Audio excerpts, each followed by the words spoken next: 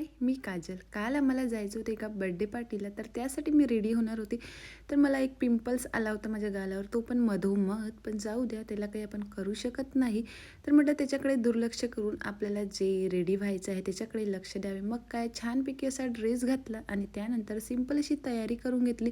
त्यानंतर कानातले वगैरे घालून कशी हेअरस्टाईल करू हे खूप कन्फ्यूज होत होतं. पण मला काही फार अशी हेअरस्टाईल येत नाही आणि माझ्यावर सूट पण होत नाही. म्हणून मी म्हटलं जाऊ दे काजल, टाईम वेस्ट नको करू. तुला जशी येते आणि तुझ्यावर जे सूट होते ते सिंपल अशी कर. त्यानंतर अशी काहीशी मी रेडी झाली होती. त्यानंतर आम्हाला निघायचं होतं. तर आम्ही सर्वजण निघालो. भूषण आणि स्वराज आधीच गेला होता. तर मी, माझी सासूबाई आणि माझी जाऊ वगैरे आम्ही सर्व निघालो.